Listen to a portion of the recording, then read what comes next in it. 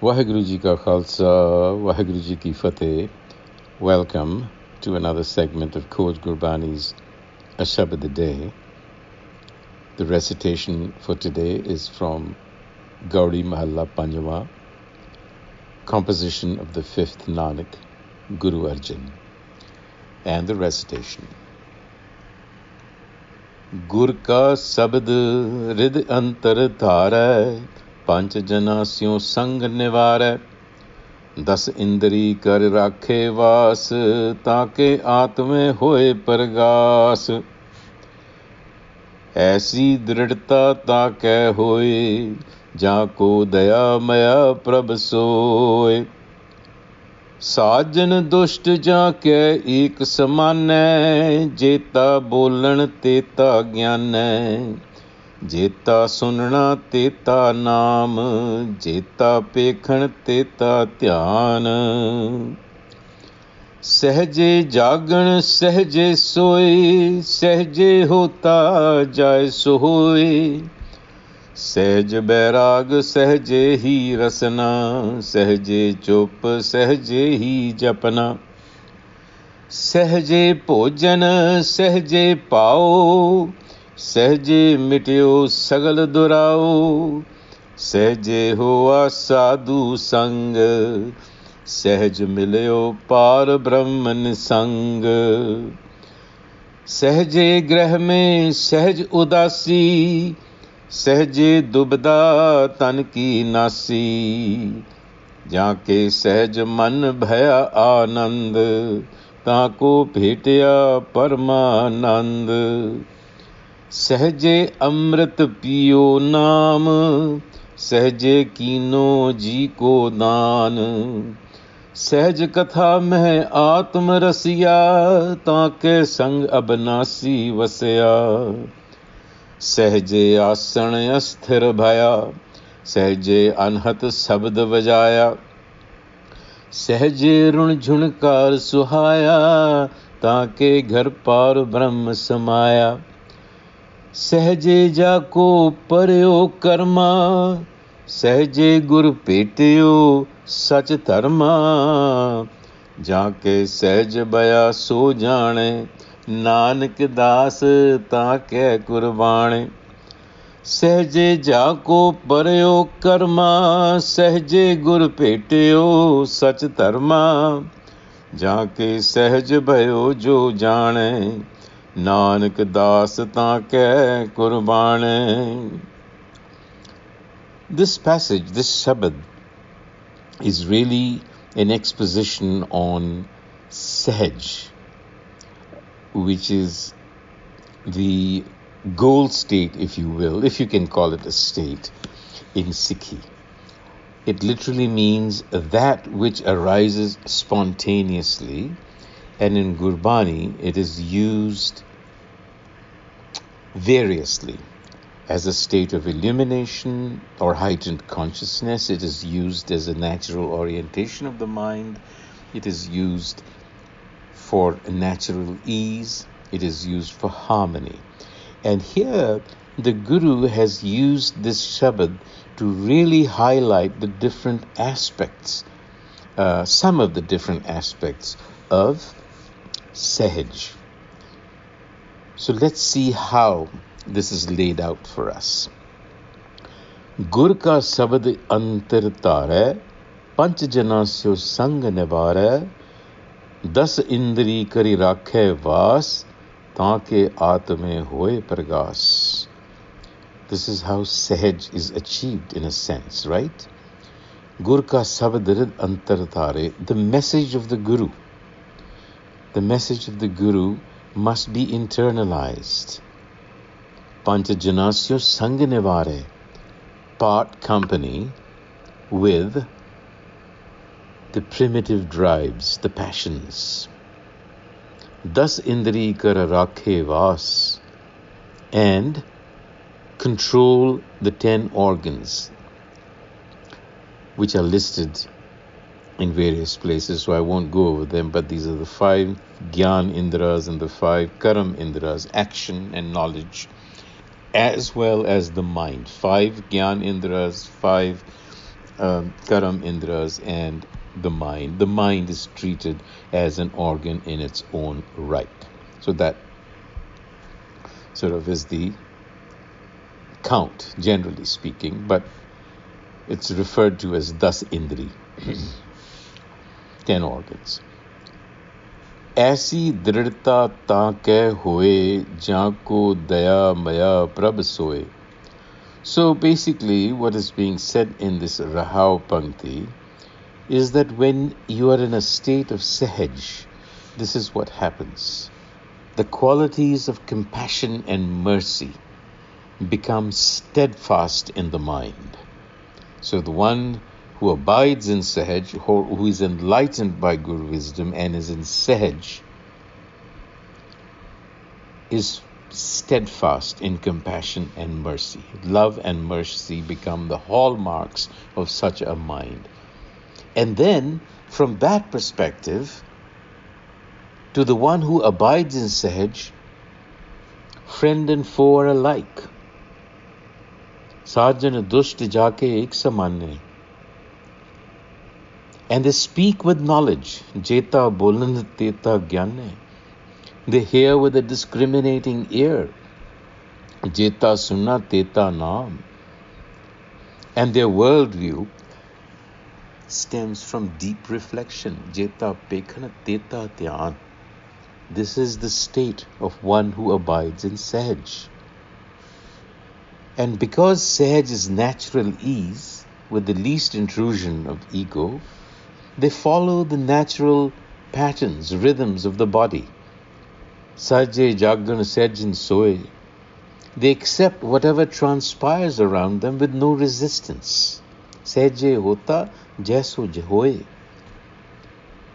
Melancholy and laughter, these two opposites, are like ripples over the surface, while the mighty self underneath remains unruffled. Sehaj bairag sehje hi hasna. And they go about their business without fuss and speak agreeably with everyone. Sehje chup, sehje hi japna. In sehaj, hunger for love of the self flowers. Sehje pojan, sehje pao. In sehaj, all doubt is erased. Sehje mityo, sagal durao. And sehaj comes about when association with the perfected master. Sehje hua sadhu sang. It leads to an embrace with the self. Sehaj milyo par brahman nisang. Nisang is the embrace. There is no difference left between the individual and the self. So they're equally at home, whether in the household or without. They are no longer deluded by a sense of body identification. Sehje dubda tan ki nasi. Jaake sehaj man bhaya anand. They are filled with bliss because they are now with the Paramanand, the source of all bliss. And in sehaj, one drinks the sap of life at the fount of self-knowledge. Sehje amrit piyo naam. In sehaj, Take sang abhinasi vase.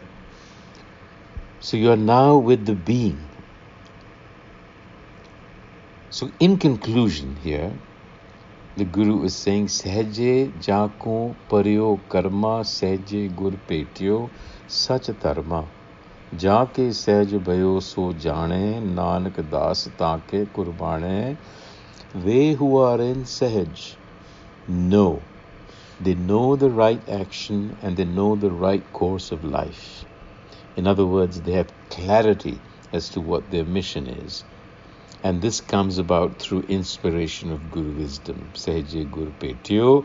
Nanak says that he is indeed a slave to such an evolved individual.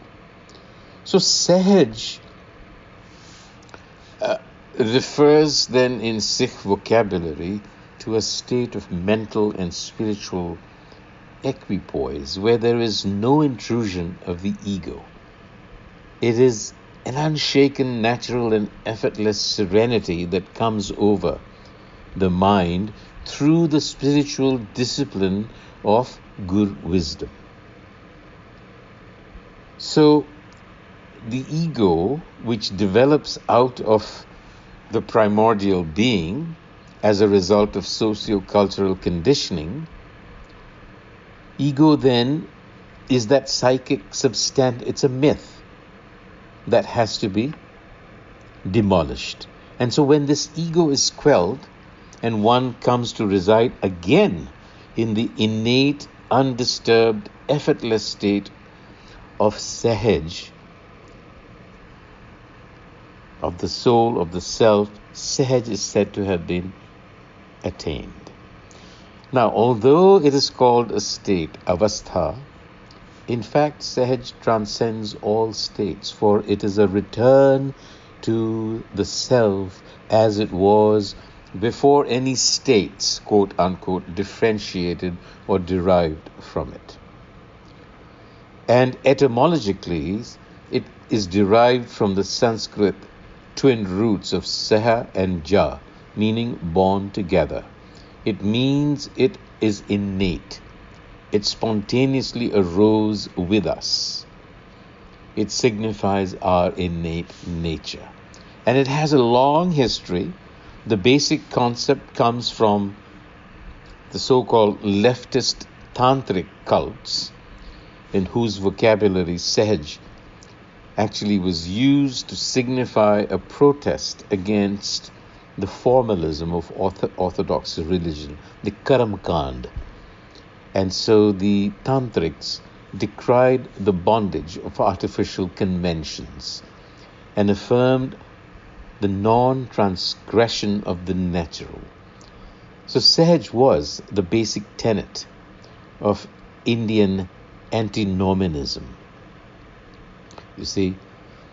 And the Sikh concept of Sahaj shares with the Tantrics some of these aspects, namely, Sikhi shares with them the rejection of external formalities, it shares with them the rejection of priestly authority, and in a positive way, the recognition of the Guru as essential for spiritual growth and advancement, and the recognition of the ultimate reality, self, as an experience of unruffled equipoise. However, it differs from the Tantrics in its rejection of sexo-yogic practices of the Sahajyanis, for instance, as well as the derogation of women in the Nathpanthis,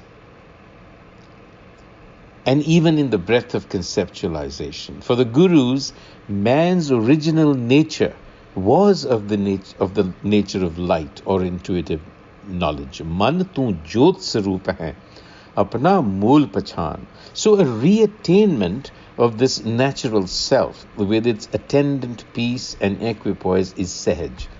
In this state, life is unaffected by any artificiality or put-up appearances, for they are but the defenses of the empirical haume, and that in Sahaj is conquered. When the basic dispositional spontaneity, love, goodness, and compassion blossom from this being, that is Sahaj. So it can be looked at from various aspects. It has a cognitive aspect. It can be seen as a state of illumination, of heightened consciousness, of mystical awareness, or intuitive knowledge. And in this state, the duality of subject and object, which results from a process of individuation and ego formation, vanishes.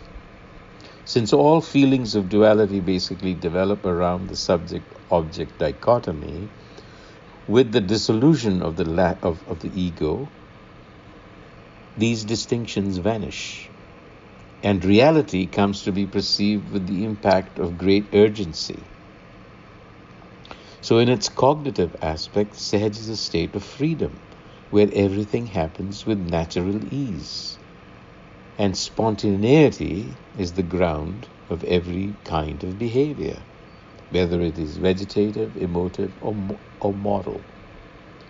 And on the emotive and aesthetic planes, it signifies the discovery of great harmony within as well as without.